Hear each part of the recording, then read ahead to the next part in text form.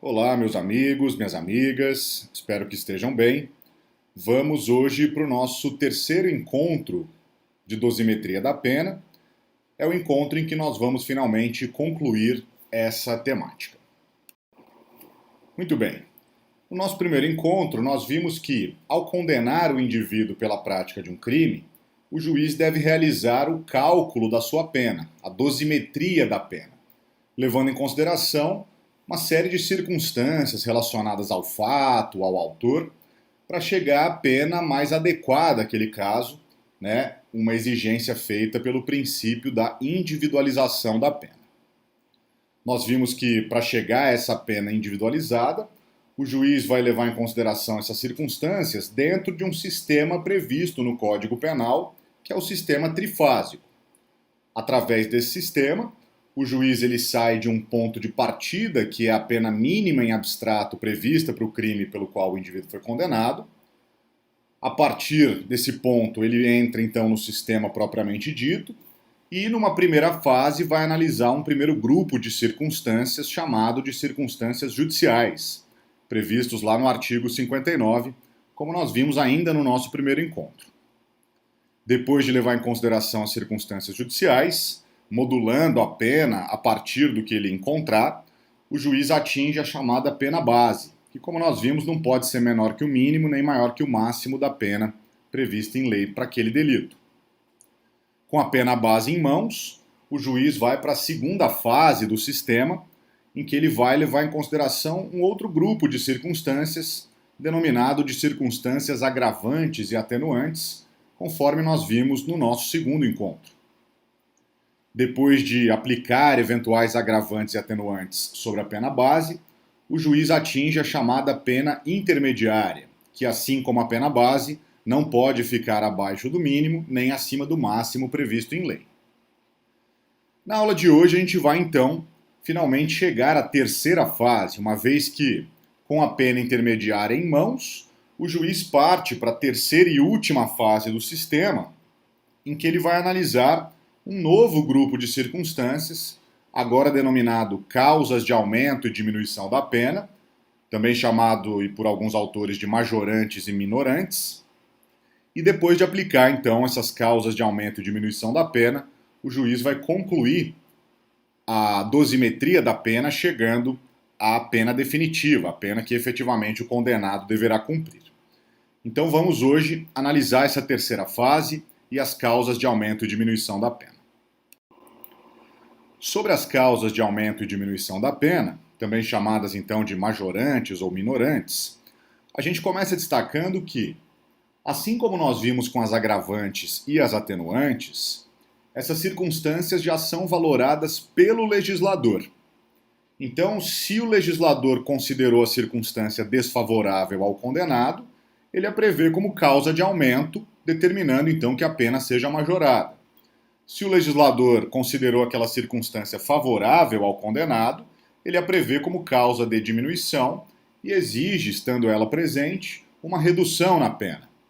Então, assim como nas agravantes e nas atenuantes, o juiz aqui precisa apenas verificar a presença ou não de uma determinada causa de aumento, de uma determinada causa de diminuição. O juiz não precisa valorar como ele faz na primeira fase com as circunstâncias judiciais, uma vez que essa valoração já foi feita pelo legislador. Agora, diferentemente das agravantes e das atenuantes, as causas de aumento e diminuição, elas não estão concentradas num grupo reduzido de artigos. Na verdade, as causas de aumento e diminuição, elas estão espalhadas pelo Código Penal. Vamos ver exemplos disso aqui. Com relação às causas de aumento, também chamada de majorantes, existem causas de aumento chamadas de genéricas, que são aplicáveis aos crimes em geral, estando previstas na parte geral do Código Penal. Por outro lado, existem causas de aumento chamadas de específicas, porque se referem a um ou, enfim, dois crimes, e essas estão previstas na parte especial do Código Penal. Então a gente percebe que as causas de aumento, elas existem tanto na parte geral quanto na parte especial do Código, elas estão espalhadas, portanto, pelo Código Penal. Vamos dar dois exemplos aqui, né? Primeiramente, um exemplo de causa de aumento de pena genérica. Existe uma causa de aumento de pena genérica, aplicável em princípio a qualquer tipo de crime, no artigo 29, parágrafo 2º do Código Penal. Essa é uma causa de aumento que a gente inclusive já trabalhou. Se vocês se lembrarem, quando nós falamos de concurso de pessoas, a gente mencionou o Instituto da Cooperação Dolosamente Distinta. E nós vimos que, quando dois indivíduos combinam a prática de um crime, um deles, sem o conhecimento do outro, sem o consentimento do outro, avança e comete crime mais grave, aquele que cometeu o crime menos grave responde só por ele, mas com aumento de pena de metade se o resultado mais grave era previsível. Então, havendo cooperação dolosamente distinta, aquele que pratica o crime menos grave terá um aumento de pena de metade se o resultado mais grave praticado pelo outro era previsível. Esse aumento nada mais é que uma majorante, uma causa de aumento de pena que o juiz vai levar em consideração, vai aplicar aqui na terceira fase da dosimetria. Então esse é um exemplo, né, de causa de aumento de pena genérica, aplicável em princípio a qualquer tipo de crime, prevista na parte geral do Código Penal, no artigo 29, parágrafo 2º. Por outro lado, nós temos causas de aumento de pena específicas na parte especial, né, do Código Penal, referente a um crime ou dois crimes, enfim. O exemplo que a gente traz aqui diz respeito às causas de aumento de pena previstas aí no artigo 157, referentes ao crime de roubo. Se você abrir no artigo 157, no parágrafo 2º e no parágrafo 2º-A, você vai perceber que o crime de roubo ele conta com várias causas de aumento de pena específicas. Por exemplo, o roubo praticado com emprego de arma, ou no parágrafo 2º-A com emprego de arma de fogo, o roubo praticado em concurso de pessoas, entre outras. A gente percebe que o artigo 157, parágrafo 2º, manda aumentar a pena 1/3 se estiverem presentes uma daquelas circunstâncias. Já o parágrafo 2º-A manda aumentar a pena 2/3 se estiverem presentes alguma de suas circunstâncias. São, portanto, causas de aumento de pena, mas agora específicas, previstas para o crime de roubo especificamente, lá na parte especial do Código Penal, portanto. Muito bem, de outro lado, no outro polo, nós temos as causas de diminuição da pena, as minorantes, aquelas que serão levadas em consideração em favor do condenado, para diminuir a sua pena. E as causas de diminuição da pena também estão previstas na parte geral, são as genéricas, né, em tese podem ser aplicadas para qualquer crime, e existem também causas de diminuição de pena previstas na parte especial, específicas para um crime ou dois crimes, enfim. Eu vou trazer aqui também exemplos de causas de diminuição da pena, tanto genéricas quanto específicas.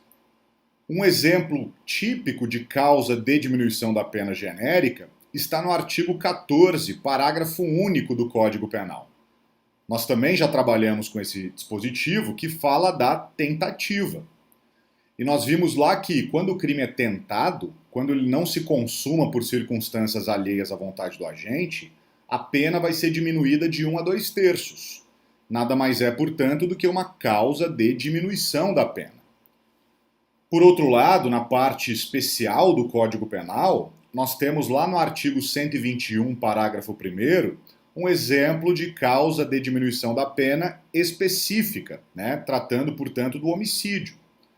Vai determinar a diminuição da pena o artigo 121, parágrafo 1º, quando o homicídio é praticado por relevante valor social, relevante valor moral, ou sob domínio de violenta emoção após injusta provocação da vítima. Nesses casos, então, o dispositivo manda que a pena seja reduzida.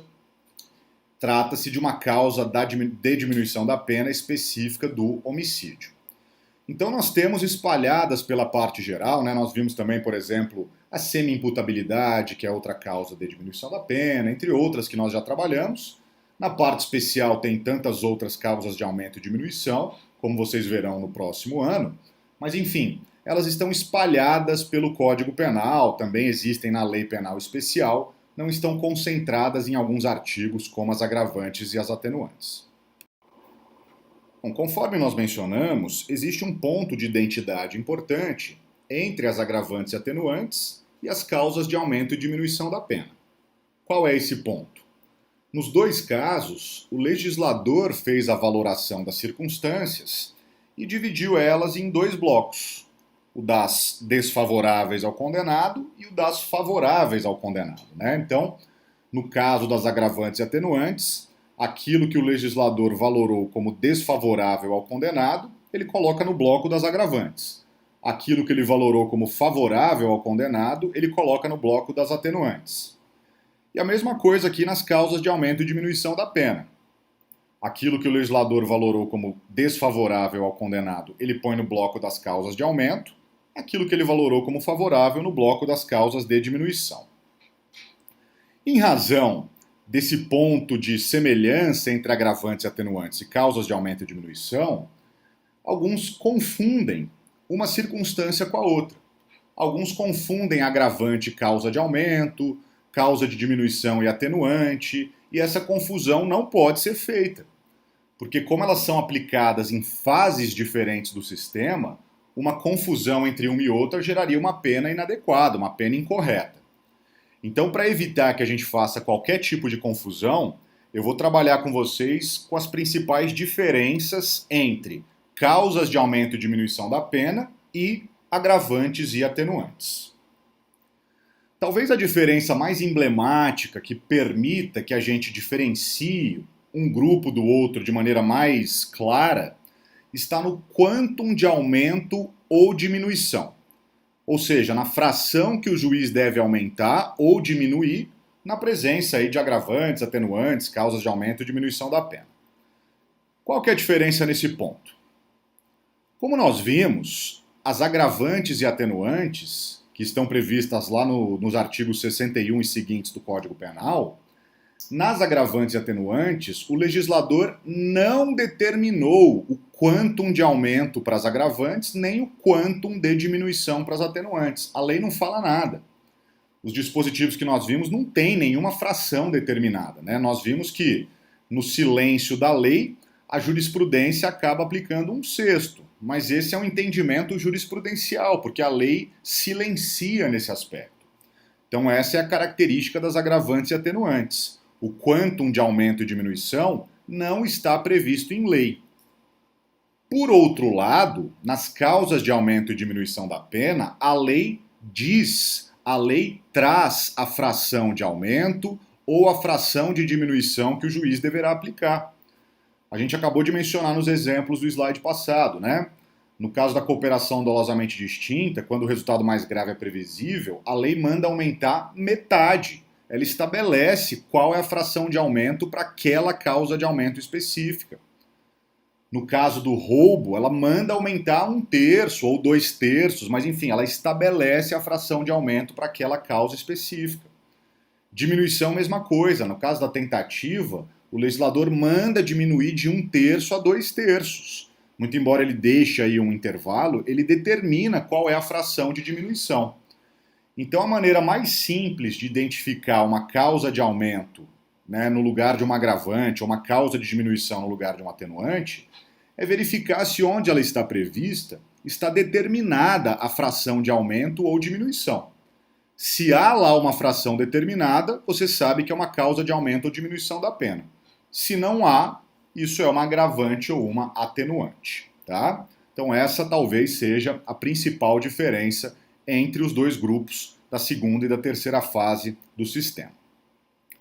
A segunda diferença, nós até já mencionamos, está na localização dessas circunstâncias no Código Penal. As agravantes e atenuantes estão concentradas nos artigos 61 a 66. Já as causas de aumento e diminuição de pena, como nós vimos, estão espalhadas pelo Código.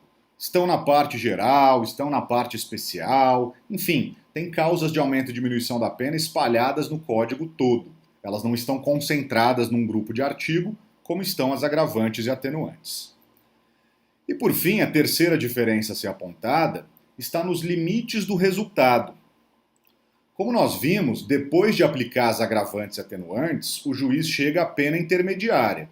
O resultado da aplicação das agravantes e atenuantes é a chamada pena intermediária, que está limitada pelo mínimo e pelo máximo da pena em abstrato, ou seja, não pode ser inferior ao mínimo nem superior ao máximo da pena em abstrato. Já o resultado das causas de aumento e diminuição, que nós veremos hoje, é a chamada pena definitiva, é a pena que o acusado, o condenado, efetivamente cumprirá. E essa pena definitiva não está limitada, ou seja, como nós veremos, ela pode ficar abaixo do mínimo e pode ficar acima do máximo, ela não encontra esses limites, né? Essa é uma terceira diferença importante entre os dois grupos de circunstâncias. Bom, nós não vamos aqui falar uma por uma de todas as espécies de causa de aumento e de todas as espécies de causas de diminuição da pena, porque elas estão num número muito elevado, né?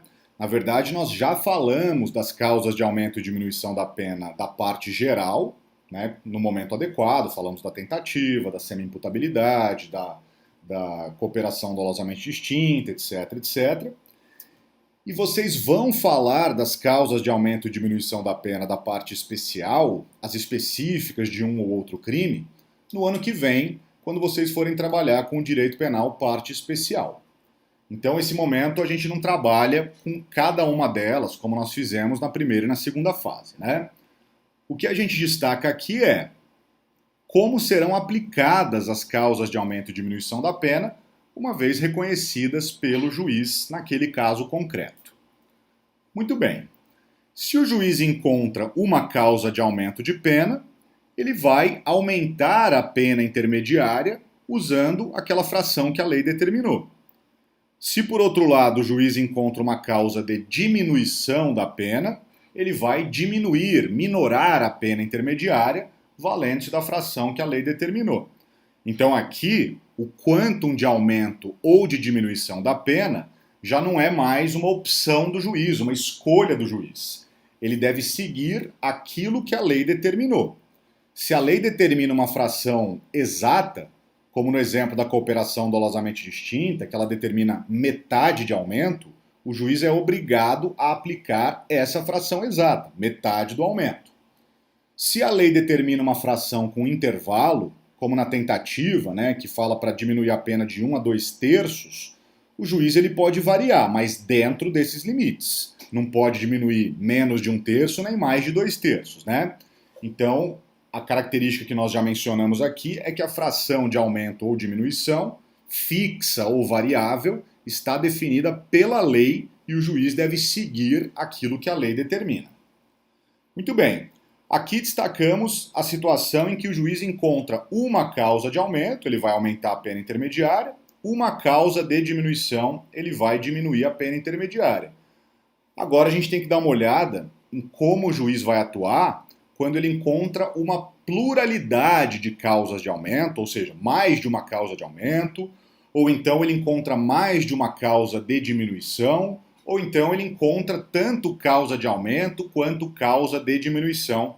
Vamos começar a analisar o que o juiz vai fazer nessas situações. Bom, a primeira situação que a gente enfrenta é do juiz que encontra uma pluralidade de causas de aumento. Ou seja, na terceira fase do sistema, depois de encontrar a pena intermediária, o juiz percebe que existem duas ou mais causas de aumento de pena, duas ou mais circunstâncias da terceira fase que mandam ele aumentar a pena numa determinada fração. Nesse primeiro cenário, o juiz vai resolver, vai calcular a pena, valendo-se do chamado sistema da incidência isolada.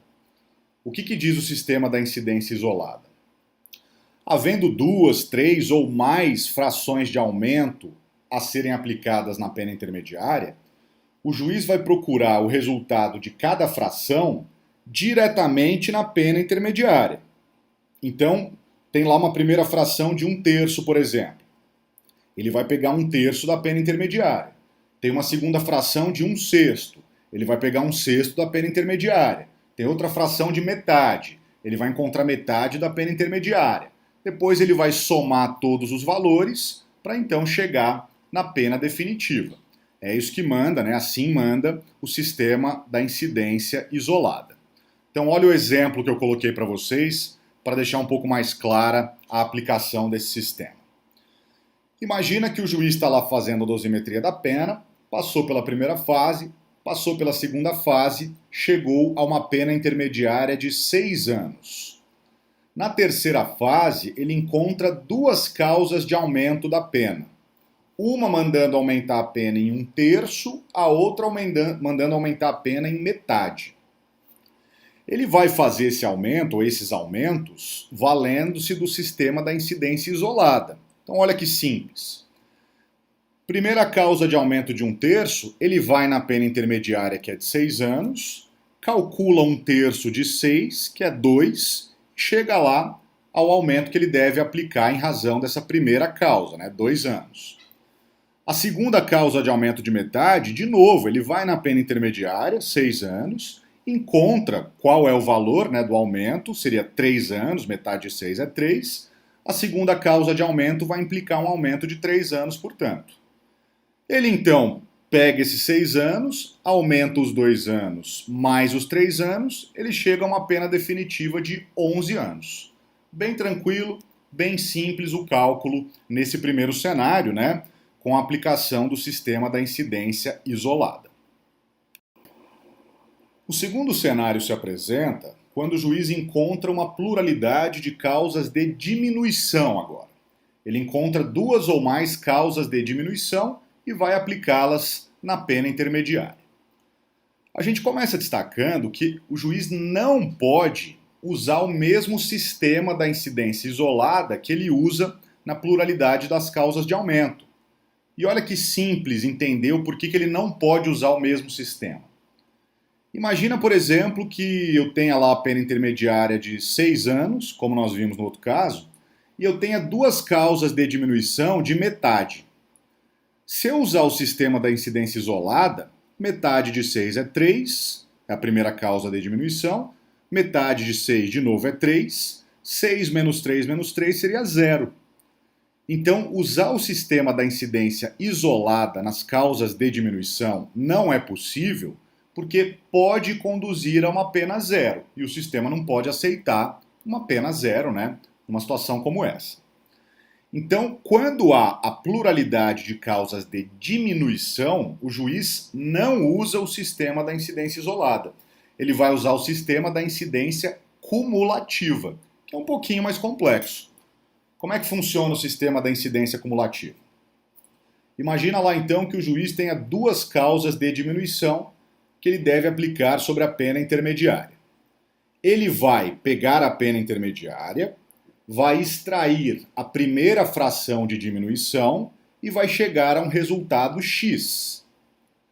A segunda fração de diminuição ele não vai tirar da pena intermediária, ele vai tirar do resultado x. Então ele pega o resultado x, tira a segunda fração de diminuição para chegar no resultado y. Se tiver uma terceira fração de diminuição, ele não vai tirar nem da pena intermediária, nem do resultado x, mas do resultado y. Então ele tem que ir calculando etapa por etapa. Por isso a incidência é cumulativa. Eu sei que matemática não é o forte de muitos, então dá uma olhadinha no exemplo aqui que vai ajudar a entender esse raciocínio. Imagine então o mesmo cenário passado, só que agora com causas de diminuição, A pena intermediária é de 6 anos e o juiz tem duas causas de diminuição para aplicar. Uma de 1/3 e a outra de metade. Ele pega então 6 anos e a primeira fração de diminuição, tanto faz se for 1/3 ou metade, mas aqui a gente começa pela de 1/3, a primeira fração de diminuição ele vai tirar da pena intermediária. Então ele pega 1/3 de 6, que são 2. Só que aí ele já calcula a diminuição. 6 menos 2, 4 anos. A segunda fração de diminuição, ele não tira da pena intermediária mais. A incidência aqui é cumulativa. A segunda fração de diminuição, ele tira do primeiro resultado. Então ele vai diminuir metade agora, considerando não os 6 anos, que é a pena intermediária, mas considerando 4 anos, que é o resultado da pena intermediária, já com a primeira diminuição descontada. Metade de 4, 2 anos, 4 menos 2, 2 anos será a pena definitiva. Assim funciona o sistema da incidência cumulativa, que evita o juiz chegar a pena zero, né? Ele pode ter várias frações de diminuição que ele nunca chegará no zero, tendo em vista que a próxima diminuição sempre será do valor do resultado anterior, tá certo? Quem ficou com dúvida aí com relação à parte matemática, à noite a gente esclarece lá na aula, mas não esquenta não que com tempo aí, com treinamento, vai ficar tudo certo. Um terceiro cenário, que na verdade abrange dois, que a gente deve mencionar, ocorre quando o juiz encontra na terceira fase uma pluralidade de causas de aumento, todas elas específicas, todas elas da parte especial do Código Penal.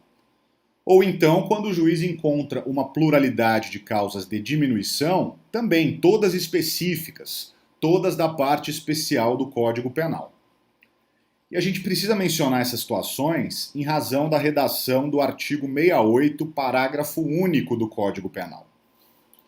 Vamos começar com a situação das causas de aumento.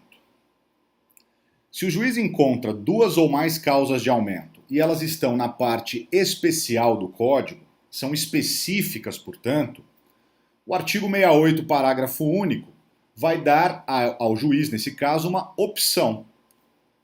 Poderá o juiz aplicar todas as causas de aumento, né, no sistema que a gente acaba de ver, ou poderá o juiz aplicar só uma delas. Tem duas ou mais causas de aumento na parte especial, o juiz pode optar por aplicar só uma delas e deixar de aplicar as demais. Mas o juiz vai optar levando em consideração qual critério? Diz a doutrina que o juiz deve levar em consideração o chamado princípio da suficiência. Se ele entender que aplicar uma dessas causas de aumento específicas é suficiente, né, gera uma pena já grave o suficiente, ele aplica só uma. Se ele entender que aplicar uma é pouco, vai gerar uma pena insuficiente, aí ele aplica todas. Tá? Então, é o princípio da suficiência que vai orientar o juiz, mas, sendo mais de uma causa de aumento de pena específica da parte especial, ele pode fazer essa opção. Então, por exemplo, imagina que houve lá um crime de roubo praticado com arma de fogo em concurso de pessoas. São duas causas de aumento de pena do roubo específicas: emprego de arma de fogo e concurso de pessoas. O juiz, nesse caso, de acordo com o artigo 68, parágrafo único, ele pode optar. Ele aplica as duas, aumenta 2/3 em razão da arma e mais 1/3 em razão do concurso. Ou, se ele entender que um aumento só é suficiente, ele aplica só uma. Agora, se ele optar por aplicar só uma, ele deve aplicar a que mais aumenta. Então, no nosso exemplo, o emprego de arma gera um aumento de 2/3, o concurso de pessoas gera um aumento de 1/3. Se ele optar por não aplicar as duas, aplicar só uma, ele deve aplicar o maior aumento, de 2/3, decorrente do emprego de arma de fogo. Tá? O legislador deu ao juiz essa opção quando as causas de aumento estão na parte especial, são específicas. Mesma coisa para as causas de diminuição. Se o juiz encontra duas ou mais causas de diminuição específicas previstas na parte especial do Código Penal, de novo ele tem a opção. Ele pode aplicar todas as causas de diminuição, valente do sistema que a gente acaba de ver, ou ele pode aplicar só uma delas. Se ele optar por aplicar só uma delas, ele deve aplicar a que mais diminui, a que tem a maior fração de diminuição. De novo, a orientação do juiz vai ser o princípio da suficiência. Se ele entender que aplicando todas as causas de diminuição a pena vai ficar muito baixa, ele aplica só uma. Agora, se ele entender que aplicando só uma a pena vai ficar excessivamente alta, ele aplica todas. É algo a ser analisado pelo juiz no caso concreto, mas ele tem essa opção, né, nesse cenário específico, quando a pluralidade de causas de aumento ou de causas de diminuição é de causas de aumento ou diminuição específicas, da parte especial. Se tiver uma na parte geral ou todas na parte geral, ele não tem essa opção, ele deve aplicar todas. Finalmente, o último cenário ocorre quando o juiz encontra um concurso entre causa de aumento e causa de diminuição. Nos três primeiros cenários, o juiz encontrava mais de uma causa de aumento ou então mais de uma causa de diminuição, mas tudo do mesmo bloco. Tudo do bloco desfavorável ou do bloco favorável. Aqui no quarto cenário, o juiz encontra tanto causa de aumento quanto causa de diminuição no mesmo caso concreto. A solução aqui é bem diferente da que nós vimos para as agravantes e atenuantes, né? Lá na segunda fase, nós vimos que se o juiz encontra tanto agravante quanto atenuante, ele vai verificar aquela escala de preponderância, tem todo um exercício para o juiz realizar. Aqui o resultado é mais simples. Se o juiz encontra tanto causa de aumento quanto causa de diminuição, o que ele vai fazer é aplicar tudo, aplicar todas elas, tanto a de aumento quanto a de diminuição. Então ele tem lá a pena intermediária, tem uma causa de aumento, ele primeiro aumenta, aplica a fração de aumento sobre a pena intermediária, depois aplica a causa de diminuição sobre o resultado. Então, por exemplo, a pena intermediária é de 6 anos, tem uma causa de aumento de 1/3. Ele vai aumentar 1/3, vai chegar a 8 anos. Depois ele vai aplicar a causa de diminuição. Imagina que tem uma causa de diminuição de metade. Ele vai diminuir metade de 8 anos, vai chegar à pena definitiva de 4 anos. Então, se eu tenho tanto causa de aumento quanto causa de diminuição, o juiz aplica as duas. Primeiro aumenta, depois diminui. Mas e se eu tiver mais de uma causa de aumento e depois mais de uma causa de diminuição? Tudo junto. Bom, primeiro o juiz vai aplicar todas as causas de aumento, valendo-se do sistema da incidência isolada.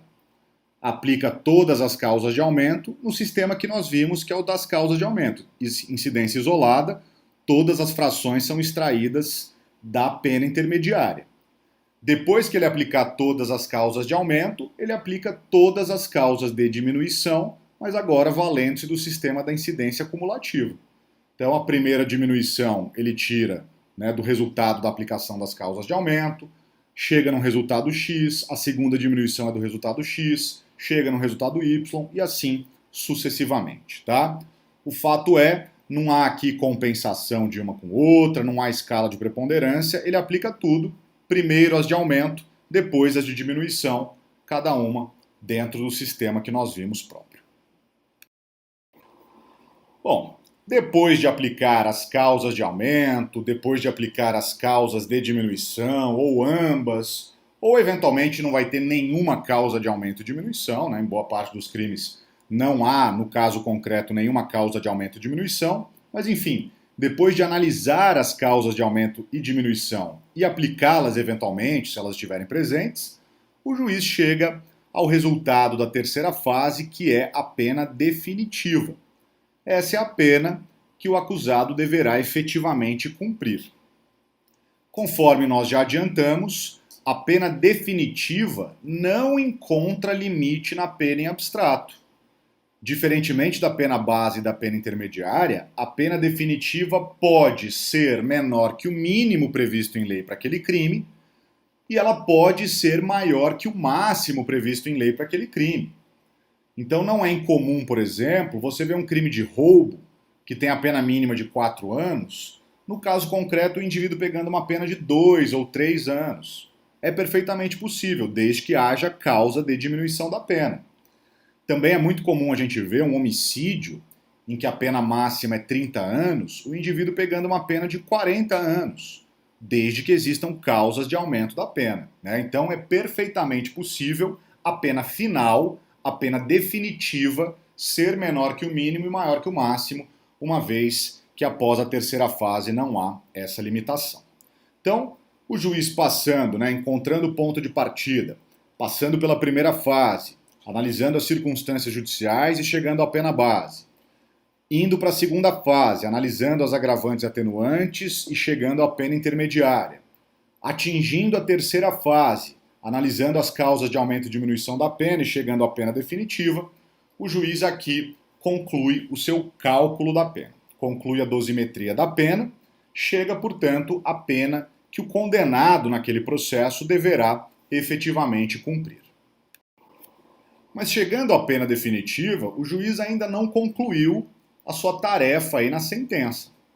Porque depois da dosimetria da pena, depois de chegar na pena que o condenado deverá cumprir, o juiz tem que determinar qual o regime inicial de cumprimento dessa pena. Ele vai começar a cumprir essa pena em regime fechado, semiaberto ou aberto?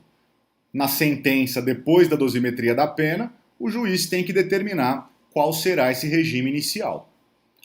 E quais são os critérios que o juiz vai levar em consideração para determinar o regime inicial de cumprimento da pena? Bom, basicamente são 3 critérios com um quarto, para uma situação bem específica. Conforme nós veremos, o primeiro critério que o juiz vai analisar é a espécie de pena. Se o crime pelo qual o indivíduo foi condenado é apenado com reclusão, com detenção, ou se é uma contravenção penal apenada, portanto, com prisão simples. Esse é o primeiro critério, nós já veremos nas tabelas dos próximos slides. Verificou a espécie de pena? O segundo ponto que o juiz vai analisar é se o réu é primário ou reincidente. Se ele for primário, eu tenho uma regra, se ele for reincidente, eu tenho outra. Analisada a primariedade ou a reincidência, o juiz vai ver qual foi a quantidade de pena fixada pelo juiz, quanto foi a pena definitiva. E numa situação específica que nós veremos, o juiz vai olhar também para um quarto critério, que são aquelas circunstâncias judiciais que nós vimos do artigo 59. Aquelas 8 circunstâncias, culpabilidade, antecedentes, conduta social, personalidade do agente, motivos, circunstâncias e consequências do crime e comportamento da vítima. Existe um ponto específico em que o juiz vai também analisar essas circunstâncias judiciais como critério para a definição do regime inicial. Bom, a partir desses critérios, vamos olhar aí para a tabela que o juiz vai analisar para fixar o regime inicial de cumprimento da pena. Bom, a gente começa analisando a fixação do regime inicial quando o crime pelo qual o indivíduo foi condenado é apenado com reclusão. A gente sabe que os crimes apenados com reclusão admitem regime inicial aberto, semiaberto ou fechado. E a gente vai ver então aqui os critérios que o juiz vai analisar para fixar como regime inicial um desses 3. Conforme nós vimos no slide passado, verificando que a pena é de reclusão, o juiz vai analisar se o réu é primário ou reincidente. Se o réu for primário, ele vai para a tabela inicial aqui, se for reincidente, vai para a segunda. Mas vamos analisar inicialmente a situação do réu primário condenado por um crime cuja pena é de reclusão. Verificando então que o réu é primário e que a pena é de reclusão, o juiz vai olhar para a quantidade de pena que ele calculou, a quantidade da pena definitiva. Sendo a pena superior a 8 anos, o juiz deverá fixar o regime inicial fechado. Se a pena for superior a 4 até 8 anos, então inclusive 8 anos redondo, o juiz fixará como regime inicial o semiaberto. Já se a pena for de reclusão e o réu primário com pena de até 4 anos redondo então entra também, o regime inicial será o aberto. Então, para o réu primário, sendo condenado a um crime apenado com reclusão, a determinação do regime inicial vai depender da quantidade de pena. Passou de 8, fechado. Passou de 4, mas não passou de 8, semiaberto. Não passou de 4, regime aberto. No caso do réu reincidente, a orientação é dada por uma súmula do STJ, que é a súmula 269. No caso do réu reincidente, a situação fica mais grave, obviamente a situação fica mais severa, Então, se o crime for apenado com reclusão e o juiz constatar que o réu é reincidente, sendo a pena superior a 4 anos, calculando o juiz uma pena superior a 4 anos, o regime será o fechado. Agora, se a pena do reincidente que pratica um crime apenado com reclusão for de até 4 anos, não superar os 4 anos, aí a súmula 269 do STJ, ela determina que o juiz analise as circunstâncias judiciais do artigo 59. Olha lá o conjunto das 8 circunstâncias judiciais do artigo 59. Se o juiz entender que aquele conjunto é um conjunto desfavorável, ou seja, analisando não uma por uma, mas analisando elas enquanto um grupo de circunstâncias judiciais. Se ele entender que é um grupo desfavorável, ou porque tem um número elevado de circunstâncias judiciais desfavoráveis, ou porque tem até menos, 2 ou 3 desfavoráveis, mas elas são bem drásticas. Enfim, se o juiz concluir que esse conjunto de circunstâncias judiciais é desfavorável, sendo a pena de até 4 anos do réu reincidente, ele vai fixar o regime inicial fechado também. Agora, se ele entender que esse conjunto de circunstâncias judiciais do reincidente condenado por um crime apenado com reclusão é favorável, ou porque tem poucas desfavoráveis, ou porque as desfavoráveis são só um pouco desfavoráveis, enfim, aí ele poderá fixar o regime inicial semi-aberto para o reincidente condenado a uma pena de reclusão. A gente percebe então que o réu reincidente não terá direito a regime aberto, né? Se a pena dele for de até 4 anos e as circunstâncias forem favoráveis, semi-aberto. Se for maior que 4 anos ou até 4 anos com circunstâncias desfavoráveis, fechado. Aberto, ele não terá direito se reincidente. Quando a pena é de detenção, e a mesma regra da detenção vale também para a pena de prisão simples, a situação é bem mais fácil. Por quê? Porque, como nós vimos, a pena de detenção não admite regime inicial fechado. Ela só admite regime inicial semiaberto ou aberto. Então as variações aqui são bem menores, tá? Bom, sendo a pena, portanto, de detenção, o juiz vai analisar se o réu é primário ou reincidente. Sendo o réu primário, estando a pena definitiva calculada pelo juiz superior a 4 anos, o regime inicial será o semiaberto. Já se a pena for de até 4 anos, o regime inicial será o aberto. Por outro lado, se a pena for de detenção, e o mesmo vale para prisão simples, e o réu for reincidente, o regime inicial, independentemente da quantidade de pena, será o semiaberto. Então a gente percebe que na pena de detenção a situação é bem mais simples.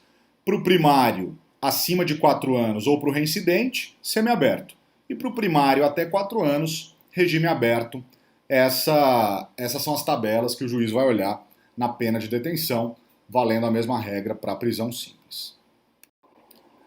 A gente conclui com algumas observações finais, objetivando responder a seguinte pergunta: o juiz é obrigado a seguir as orientações das tabelas que a gente acaba de ver, ou ele pode fixar um regime mais grave, por exemplo, do que o que consta nessas tabelas? A resposta a gente encontra aqui na súmula 719 do Supremo Tribunal Federal, que diz: a imposição do regime de cumprimento mais severo do que a pena aplicada permitir exige motivação idônea. O Supremo, na súmula 719, então, responde para a gente que sim, excepcionalmente, é possível o juiz aplicar um regime mais severo do que as tabelas que a gente acaba de analisar. Ou seja, pode acontecer de uma determinada pena, numa determinada circunstância, admitir o regime inicial semiaberto, mas o juiz fixar o fechado. Agora, essa possibilidade é excepcional e exige uma motivação idônea, exige uma justificativa. O juiz tem que explicar na sentença por que ele está fixando um regime mais severo do que a lei permite. E aí o que acontecia muito na prática? Muitos juízes, eles justificavam um regime mais severo dizendo que aquele crime abstratamente considerado era muito grave e que então exigia um regime mais duro. Era muito comum a gente encontrar, por exemplo, um réu condenado por crime de roubo, pegando lá, por exemplo, uma pena de 5 anos, sendo primário. Se você voltar na tabela, você vai ver que se admite um regime inicial semiaberto, mas o juiz fixava o fechado dizendo: roubo é um crime muito grave, regime semiaberto é insuficiente, fixo o fechado. Ou então o réu era condenado por homicídio simples, pegava uma pena lá de 6, 7 anos, primário, teria direito a um regime semiaberto inicial, mas o juiz fixava o fechado, dizendo: não, homicídio é um crime muito grave, semiaberto não é suficiente, fixo o fechado.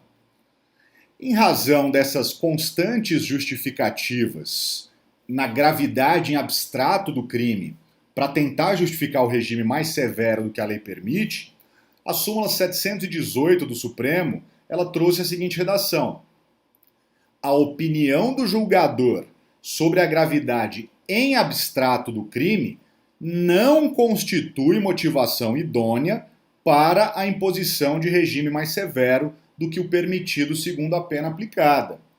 Em outras palavras, quer aplicar um regime mais severo do que o permitido em lei, que nós vimos nas tabelas dos slides anteriores, isso excepcionalmente é possível, desde que haja motivação, justificativa. E a justificativa não pode ser, diz a súmula 718, a gravidade em abstrato do crime. A justificativa tem que ser extraída do caso concreto. Aquele caso, pelas suas particularidades, não estaria, não seria suficiente para aquele caso um regime mais brando. Então eu aplico mais severo. Agora, justificar no crime abstratamente, roubo é grave, homicídio é grave, o Supremo não admite. Então a gente conclui destacando: as tabelas que nós acabamos de ver devem ser seguidas. Excepcionalmente, o juiz pode fixar um regime mais severo, mas desde que ele motive e justifique, e que essa motivação não seja que o crime, genericamente considerado, é um crime grave, como muitos juízes costumavam fazer. Muito bem.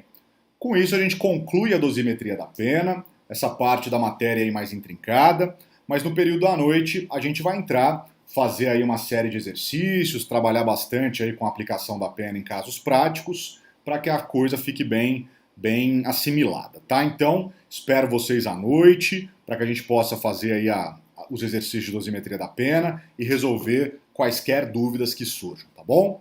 Muito obrigado pela atenção, fiquem com Deus e até a próxima.